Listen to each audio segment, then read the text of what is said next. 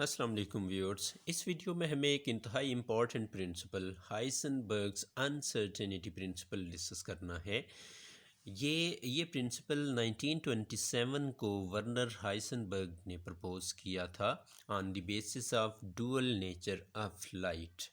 तो इन्होंने जो मेन थीम है वो ये था कि लाइट की जो पार्टिकल नेचर होती है उसकी बुनियाद पर जब हम पोजीशन और momentum of small particles measure कर रहे होते हैं तो लाइट भी चूँकि एज अ पार्टिकल ट्रीट करती है और ये लाइट एज अ सोर्स इस्तेमाल हो रही होती है पोजीशन और मोमेंटम को नोट करने के हवाले से। तो ये पार्टिकल जब उस माइक्रो पार्टिकल के साथ जिसकी पोजीशन या मोमेंटम नोट हो रहा है उसके साथ इंटरेक्ट करता है तो डेफिनेटली उसकी पोजीशन भी अनसर्टन हो जाती है और उसके मोमेंटम की भी वैल्यू वो नहीं रहती, उसमें भी कुछ चेंज आ जाता है। तो इस वजह से जो जो चीज़ जो पोजीशन या जो मोमेंटम हम नोट कर रहे होते हैं एट द सेम टाइम अगर दोनों बातें करें तो वो सर्टन नहीं रहती हैं। कैसे एट द सेम टाइम की बात है वो यहाँ हमें यही चीज़ डिस्कस करनी है कि position and momentum of a particle can not both be measured simultaneously with perfect accuracy. यानी हम दोनों चीज़ों को पोजीशन और मोमेंटम को साइमल्टेनियसली परफेक्ट एक्यूरेसी के साथ यानी एक ही वक्त में दोनों को परफेक्ट एक्यूरेसी के साथ नोट नहीं किया जा सकता। अगर पोजीशन आप सर्टन बना रहे हैं यानी पोजीशन सही सही लोकेट करना चाह रहे हैं तो इसका मतलब ये होगा कि आपको लाइट फोटॉन शॉर्ट वेवलेंथ का इस्तेमाल करना होगा, हाई एनर्जी का इस्तेमाल करना होगा। तो उससे पोजीशन तो लोकेट हो जाएगी लेकिन उससे उस पार्टिकल के मोमेंटम में डेफिनेटली फ़र्क पड़ जाएगा, मोमेंटम अनसर्टन हो जाएगा। इसी तरह से जब मोमेंटम को सर्टन बनाना हो, मोमेंटम की वैल्यू सही कैलकुलेट करना हो तो उस वक्त हमें लाइट शार्ट नहीं बल्कि लॉन्ग वेवलेंथ की यूज़ करना होगी, यानी कम एनर्जी की लाइट इस्तेमाल करना होगी, जिससे फिर मोमेंटम तो सर्टन हो जाएगा लेकिन पोजीशन सही तरह से हम नोट नहीं कर पाएंगे, उसकी पोजीशन अनसर्टन हो जाएगी। तो इस तरह से इस बेस पर इसको मज़ीद हमने यहाँ इसी चीज़ को एनालाइज करना है, समझने की कोशिश करना है। तो रीज़न क्या होती है अनसर्टेनिटी की? तो with any measurement there is always a fundamental uncertainty associated और and this uncertainty is not associated with measuring instrument. यहाँ इससे पहले जहाँ भी हमने अनसर्टेनिटीज़ की बात की वो अनसर्टेनिटीज़ मेजरिंग इंस्ट्रूमेंट के साथ एसोसिएट कर रही थी या एनवायरनमेंट के साथ कर रही थी या हमारे साथ जो हम ऑब्ज़र्वर होते हैं हमारे साथ कर रही थी। लेकिन यहाँ पर ये जो अनसर्टेनिटी जिसकी हम बात करने जा रहे हैं ये अनसर्टेनिटी मेजरिंग इंस्ट्रूमेंट के साथ नहीं है बल्कि it is consequence of wave particle duality. ये वेव पार्टिकल डुअलिटी की वजह से मेजरमेंट में अनसर्टेनिटी आती है, पोजीशन और मोमेंटम की मेजरमेंट में या एनर्जी और टाइम की मेजरमेंट्स में। तो यहाँ एक बात हम क्लियर करते हुए आगे बढ़ेंगे कि जो मैक्रोस्कोपिक ऑब्जेक्ट्स हैं यानी बड़े ऑब्जेक्ट्स उनके साथ ऐसी कोई अनसर्टेनिटी नहीं होती है। This fundamental uncertainty is completely negligible for all measurements of position and momentum of macroscopic particles. यानी मैक्रोस्कोपिक वर्ल्ड में अगर कोई कार मूव करती हुई जा रही है, कोई भागता हुआ लड़का है, कोई परिंदा है उड़ रहा है या एक फ्लाइंग टेनिस बॉल है, इन सब के केस में उनकी पोजीशन और मोमेंटम की मेजरमेंट्स में ऐसी कोई नोटेबल अनसर्टेनिटी नहीं आएगी। तो यानी वो जो जिस लाइट्स की मदद से लाइट फोटॉन्स की मदद से हम उनको मेजर कर रहे होंगे, उनकी पोजीशन को उनकी मोशन को मेजर कर रहे होंगे, तो वो जो स्ट्रीम ऑफ लाइट फोटॉन्स है स्कैटर हुई है उस फ्लाइंग टेनिस बॉल से, उस फ्लाइंग बर्ड से या उस भागते हुए लड़के से, उस मूव करती हुई कार से, तो वो स्ट्रीम ऑफ लाइट फोटॉन्स उनके पाथ को चेंज नहीं कर पाएगी। तो लिहाजा ऐसी अनसर्टेनिटीज़ मैक्रोस्कोपिक ऑब्जेक्ट्स के केस में नेग्लिजिबल होती हैं, नोट नहीं होती हैं। तो ये कहाँ होती हैं, फिर कहाँ दिखाई देती हैं, कहाँ नोटेबल होती हैं? ये माइक्रोस्कोपिक ऑब्जेक्ट्स यानी स्मॉल ऑब्जेक्ट्स जिसमें सब एटॉमिक पार्टिकल्स शामिल हैं, तो उस केस में जिसमें इलेक्ट्रॉन्स हैं, प्रोटॉन्स हैं, न्यूट्रॉन्स हैं, इन सब के केस में जो फंडामेंटल अनसर्टेनिटीज़ हैं पोजीशन और मोमेंटम में जिसकी हम बात कर रहे हैं, ये नेग्लिजिबल नहीं होती हैं, ये वहाँ पर नोटेबल होती हैं। When a photon strikes with an electron, जब इलेक्ट्रॉन के साथ एक फोटॉन टकराता है तो सर्टनली ये उसकी मोशन को चेंज करेगा। मोशन को चेंज करेगा तो इसका मतलब है उसका मोमेंटम चेंज होगा। तो इस तरह से उसकी जो मोमेंटम मेजरमेंट है वो फिर सर्टन नहीं रहेगी। तो यहाँ आगे बढ़ने से पहले, डिटेल में जाने से पहले, हम फॉर्म्स ऑफ अनसर्टेनिटी प्रिंसिपल जो दो हमने यहाँ पे डिस्कस करनी है वो है, एक तो हम ज़्यादातर बोल रहे हैं पोजीशन मोमेंटम अनसर्टेनिटी है, और दूसरी फॉर्म होती है एनर्जी टाइम अनसर्टेनिटी।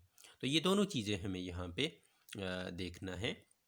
पहले हम पोजीशन मोमेंटम अनसर्टेनिटी को देखेंगे कि it states that it is impossible to measure the position and momentum of a particle at the same time with high precision। यही चीज़ हमने ऊपर भी डिफ़ाइन की थी यहाँ पे, तो उसको दोबारा यहाँ पर हमने डिफ़ाइन किया है एक दफ़ा, फिर हम इसको एक और एस्पेक्ट से डिफ़ाइन करेंगे। तो लेट अस सपोज कि हम एक इलेक्ट्रॉन की पोजीशन और मोमेंटम को किसी गिवन इंस्टेंट पर नोट करना चाह रहे हैं, मेजर करना चाह रहे हैं, और जो लाइट वेवलेंथ इस्तेमाल हो रहा है दैट इज़ लैम्डा, जो उसकी पोजीशन और मोमेंटम को नोट करने के लिए इस्तेमाल होगा। तो प्रॉब्लम क्या आएगी? प्रॉब्लम ये आएगी कि जब हम पोजीशन ऑफ इलेक्ट्रॉन को मेजर करना चाहेंगे लेस अनसर्टेनिटी के साथ, यानी सर्टन होकर यकीनी तौर पर अच्छी पोजीशन, गलती के बगैर उसकी पोजीशन को नोट करना चाहेंगे, तो we must use light of short wavelength. हमें शॉर्ट वेवलेंथ की लाइट को इस्तेमाल करना होगा। क्यों? क्योंकि उसके डाइफ्रैक्शन इफ़ेक्ट्स कम होंगे। डाइफ्रैक्शन इफ़ेक्ट्स कम होंगे तो वो सही तौर पर जो लोकेशन उस इलेक्ट्रॉन की होगी उसी लोकेशन पर वो लोकेट होगा, यानी पोजीशन सही तरह से एक्यूरेसी के साथ नोट होगी अगर हम शॉर्ट वेवलेंथ की लाइट इस्तेमाल करेंगे। लेकिन but it will change the motion of electron significantly. लेकिन शॉर्ट वेवलेंथ का हमें पता है कि शॉर्ट वेवलेंथ ऑफ लाइट का मतलब है हाई एनर्जी, तो जो फोटान है वो हाई एनर्जी फोटान हो जाएगा। जब हाई एनर्जी फोटान उस इलेक्ट्रॉन के साथ स्ट्राइक कर रहा है तो वो एक रीजनेबल पार्टिकल के तौर पर इंटरेक्शन हो रही है, यानी एक पार्टिकल एक अपने जैसे पार्टिकल के साथ टकरा रहा है, स्ट्राइक कर रहा है, और जब ऐसा हो रहा है तो इसका मतलब है उस इलेक्ट्रॉन की जो मोशन है वो चेंज हो जाएगी। मोशन चेंज होने का मतलब है कि मोमेंटम चेंज हो गया, और मोमेंटम उस वक्त अगर हम उसी वक्त मोमेंटम भी नोट कर रहे हैं तो वो जो मोमेंटम मेजरमेंट होगी वो लेस एक्यूरेट हो जाएगी, फिर हमारी वो एक्यूरेट नहीं होगी। यानी यहाँ एक बात हमने साबित की कि अगर पोजीशन को सही तरह से लोकेट कर लिया तो उसी वक्त जो मोमेंटम मेजरमेंट होगी वो लेस एक्यूरेट होगी, वो एक्यूरेट नहीं होगी। तो अब हम देखते हैं कि अनसर्टेनिटी इन पोजीशन क्या आएगी। तो अनसर्टेनिटी इन पोजीशन जिसको हम डेल्टा एक्स लिखेंगे वो ज़्यादा से ज़्यादा कितनी आ सकती है? Uncertainty in position that will be equal to the wavelength of light used. तो देखें, हमने इससे पहले मेजरिंग इंस्ट्रूमेंट्स में भी पढ़ा कि जो लीस्ट काउंट होता है उस लीस्ट काउंट के मुताबिक अनसर्टेनिटी आती है मेजरमेंट्स में। तो यहाँ हम नोट कर रहे हैं with reference to light wavelength, position of electron note हो रही है with reference to light wavelength.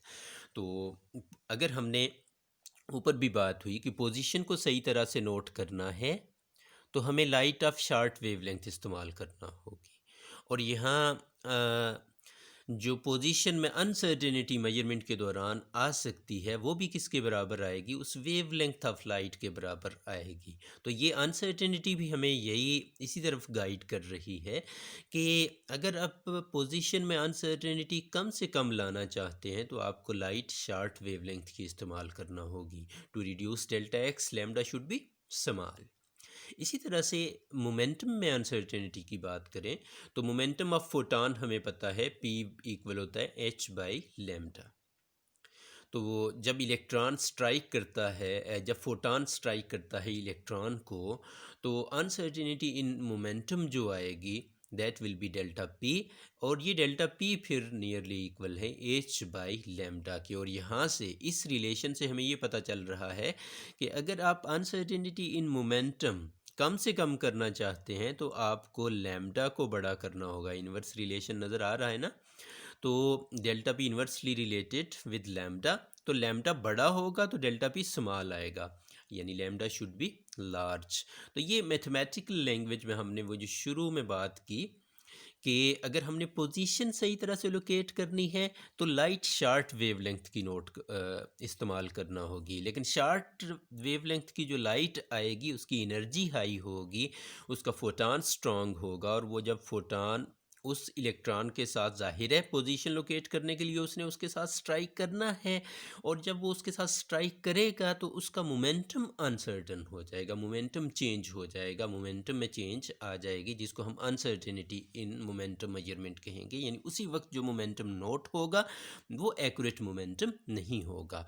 तो इसका मतलब है कि अगर मोमेंटम को सही तौर पर नोट करना है, लेस एरर के साथ नोट करना है, आपने हाई एक्यूरेसी के साथ मोमेंटम को नोट करना है, तो then lambda should B large. आपको लाइट जो इस्तेमाल करनी है उसका वेवलेंथ बड़ा होना चाहिए।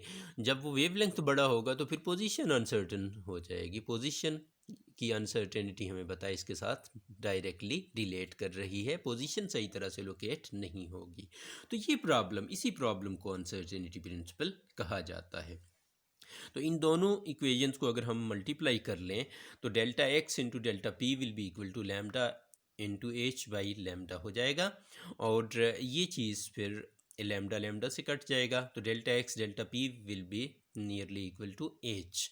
ये है वो मैथमेटिकल फॉर्म जो अनसर्टेनिटी प्रिंसिपल की फेमस मैथमेटिकल फॉर्म है, और यहाँ से उसकी मैथमेटिकल डेफिनेशन भी सामने आती है। The product of uncertainty in position and uncertainty in momentum measurement। इसमें याद रहे कि डेल्टा एक्स है the product of the uncertainty in the precise measurement of position, and the uncertainty delta p in the x component of its momentum at the same instant will be approximately equal to Planck's constant। ये दोनों इनकी product Planck's constant के बराबर आती है। इसी uncertainty principle की जो दूसरी फॉर्म है वो है एनर्जी टाइम अनसर्टेनिटी।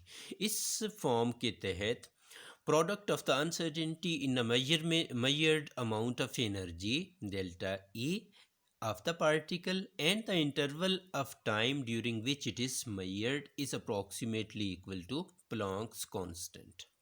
यानी इस फॉर्म ऑफ अनसर्टेनिटी प्रिंसिपल के तहत किसी माइक्रो पार्टिकल यानी छोटे पार्टिकल की एनर्जी की जो मेजरमेंट आप करेंगे, वो अगर आप श्योर करना चाह रहे हैं एनर्जी, और जिस टाइम पर वो एनर्जी उस पार्टिकल की है, ये दोनों चीज़ें एट द सेम टाइम आप इसको कैलकुलेट मुकम्मल सर्टेनिटी के साथ, एक्यूरेसी के साथ नहीं कर सकते।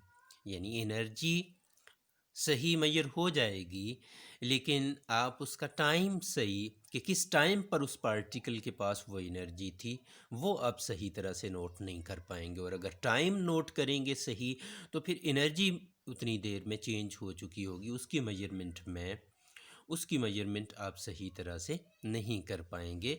तो यानी again I will say the product of the uncertainty in the measured amount of energy delta E of the microparticle and the interval of time during which it is measured is approximately equal to Planck's constant।